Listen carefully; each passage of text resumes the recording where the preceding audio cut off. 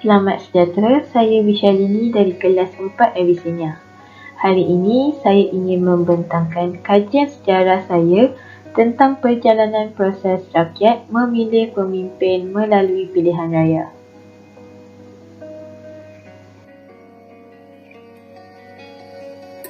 Pernyataan masalah saya ialah pilihan raya merupakan asas berkerajaan sendiri dan memberikan peluang kepada rakyat untuk memilih pemimpin mereka. Bincangkan. Pengenalan.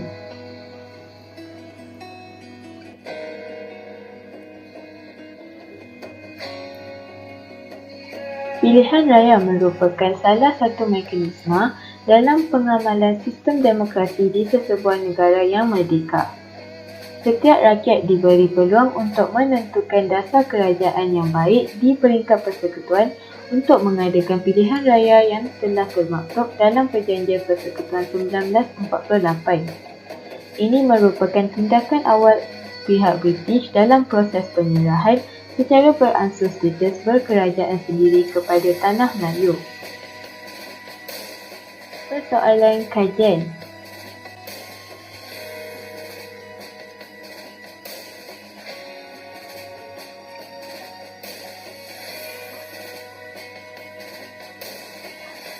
Huraikan proses pilihan raya Majlis Perundangan Persekutuan 1955.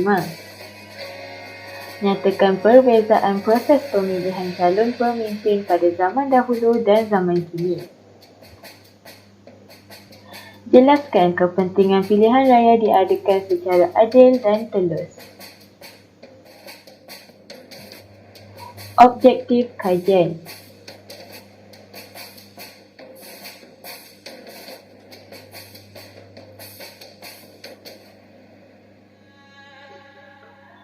Melalui kajian ini, saya dapat menghuraikan proses yang dijalankan semasa pilihan raya Majlis Perundangan Persekutuan 1955 diadakan. Melalui kajian ini, saya dapat menyatakan perbezaan pemilihan calon pemimpin pada zaman dahulu dan zaman kini. Melalui kajian ini, saya dapat menjelaskan kepentingan pilihan raya diadakan secara adil dan telus. Kaedah kajian.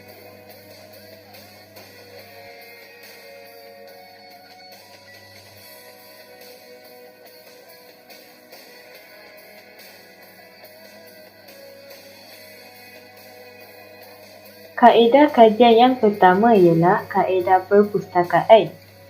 Saya telah mencari maklumat tentang perjalanan proses rakyat memilih pemimpin melalui pilihan raya dengan mengumpul maklumat daripada buku teks dan buku rujukan. Seterusnya, saya telah menggunakan kaedah pemerhatian. Saya telah membuat pemerhatian melalui rakaman YouTube untuk mengetahui perjalanan proses rakyat memilih pemimpin melalui pilihan raya. Saya juga menggunakan kaedah media. Saya telah melayari beberapa laman sesawang untuk mengetahui perjalanan proses rakyat memilih pemimpin melalui pilihan raya. Dan kajian. Saya akan menghuraikan proses pilihan raya Majlis Perundangan Persekutuan 1955. Terdapat pelbagai prosedur yang harus dijalankan untuk mewujudkan sebuah pilihan raya yang sistematik dan adil. Selepas peristiwa Perang Dunia Kedua yang berakhir pada tahun 1945 dan diikuti dengan pengunduran tentera Jepun dari tanah Melayu, semangat nasionalisme dalam diri setiap masyarakat tempatan amatlah tinggi.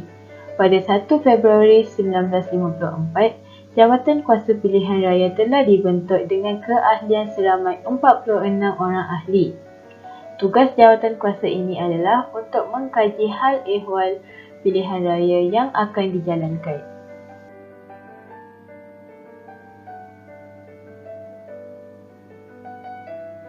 Proses pilihan raya Majlis Perundangan Persekutuan 1955. Pada 26 April 1954, penubuhan Suruhanjaya penentuan sempadan kawasan diadakan dan 52 kawasan pilihan raya dibentuk. Ini bermaksud 52 kerusi telah dipertandingkan. Seterusnya, pada Ogos 1954, rang undang-undang diluluskan untuk membolehkan pilihan raya diadakan. Pada 18 Oktober 1954, pendaftaran pengundi telah bermula di seluruh tanah Melayu dan di Terengganu pula pada 29 Oktober 1954. Ini bermaksud semua rakyat yang ingin mengundi untuk pemimpin pilihan mereka haruslah mendaftar terlebih dahulu. Seterusnya, pada 15 Jun 1955, penamaan calon diadakan. Pada masa ini, parti-parti politik akan menamakan calon masing-masing. Selepas penamaan calon telah dibuat, kempen pilihan raya diadakan selama 45 hari. Di mana calon-calon akan berkempen untuk orang ramai menyokong mereka. Kemudian berlaku proses mengundi pada 27 Julai 1955. Pilihan raya umum dibuat pada 27 Julai 1955. Selepas semua pengundi membuang undi masing-masing, peti undi dibawa ke pusat pengiraan dan proses pengiraan undi dijalankan. Apabila proses pengiraan undi tamat, keputusan pilihan raya diumumkan. Di sini, parti yang menang akan diumumkan.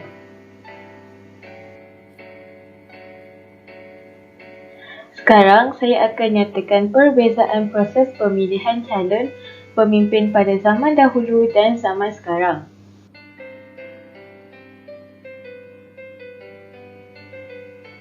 Zaman dahulu, pilihan raya untuk Dewan Rakyat dan Dewan Undangan Negeri seperti yang ditetapkan oleh undang-undang diadakan sekali dalam tempoh 5 tahun.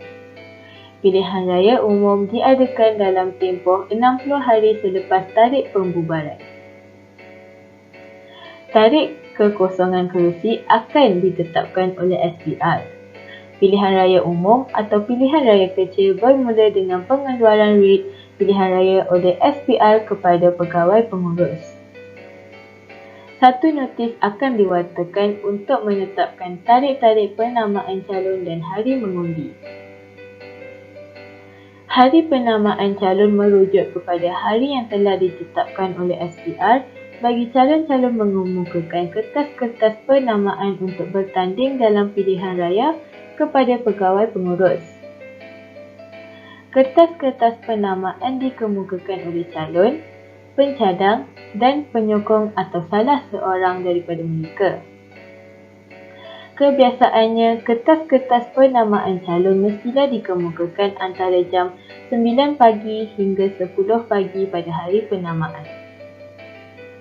Kertas-kertas penamaan calon akan dipamerkan dari jam 10 pagi hingga 11 pagi untuk diteliti dan menerima sebarang bantahan. Jika hanya seorang calon yang dicadangkan, pegawai pengurus akan mengisytiharkan calon itu menang tanpa bertanding. Zaman sekarang, sistem pilihan raya Malaysia, calon yang bertanding boleh mewakili sesuatu parti atau bertanding sebagai calon bebas. Seseorang itu menjadi calon dalam mana-mana pilihan raya jika memenuhi syarat-syarat berikut: warga negara Malaysia dan bermastaltin di negara ini. Berumur tidak kurang daripada 21 tahun pada hari penamaan calon. Calon mestilah tinggal di negeri yang dia akan bertanding.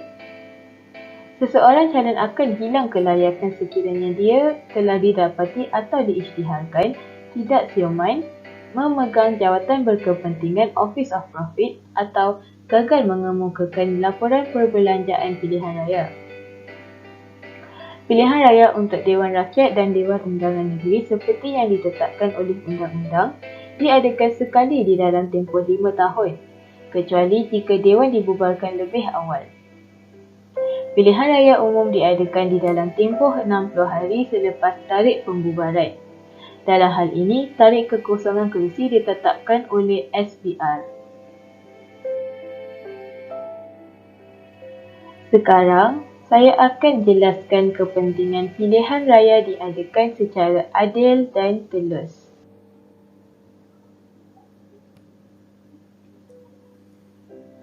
Pilihan raya merupakan satu kaedah untuk rakyat bagi mengundi siapakah yang ingin mereka jadikan pemimpin dalam sebuah negara. Antaranya, ialah keadilan dan ketelusan pemimpin dapat menjadi sebuah contoh kepada rakyat. Hal ini demikian kerana rakyat akan memandang tinggi pada pemimpin kerana telah bertanding dengan jujur. Seterusnya, konsep pilihan raya ini dapat mewujudkan insan yang bertanggungjawab ke atas negara sendiri. Hal ini demikian kerana apabila rakyat mengundi dengan hati yang telus secara tidak langsungnya, ini akan menunjukkan keprihatinan rakyat dalam memilih pemimpin yang akan memajukan negara dari segi politik, ekonomi dan sosial.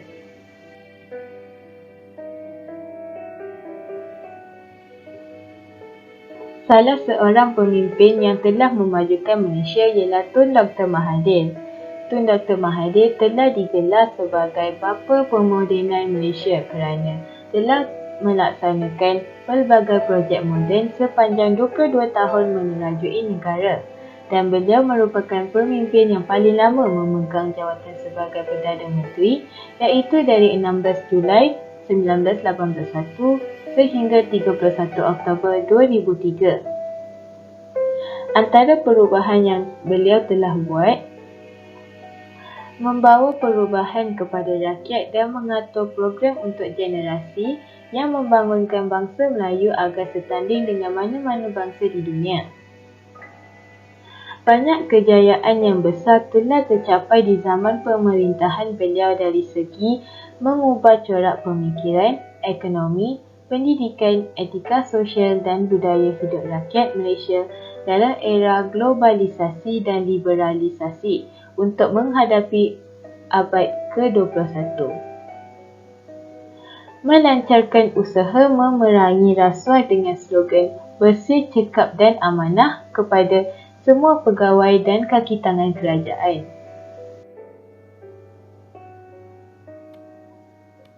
Apabila pilihan raya diadakan secara adil dan telus, kita dapat mengelakkan seseorang rakyat daripada mengundi lebih daripada sekali. Sebagai contoh, apabila pilihan raya diadakan di Malaysia, rakyat perlulah mencelup jari mereka dalam dakwat kekal agar mengelakkan seseorang daripada mengundi berulang kali. Masyarakat akan dapat bersatu padu kerana telah bersepakat untuk memilih pemimpin yang sama, secara tidak langsung dapat mengeratkan hubungan perpaduan antara kaum.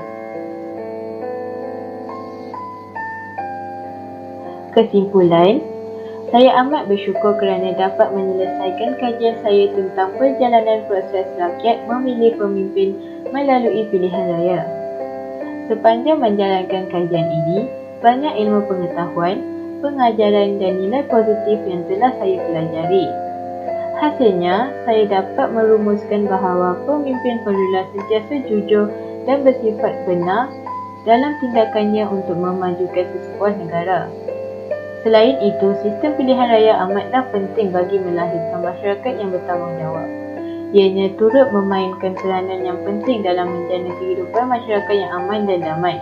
Dengan ini, tercapailah matlamat kerajaan dalam melahirkan masyarakat yang gemilang.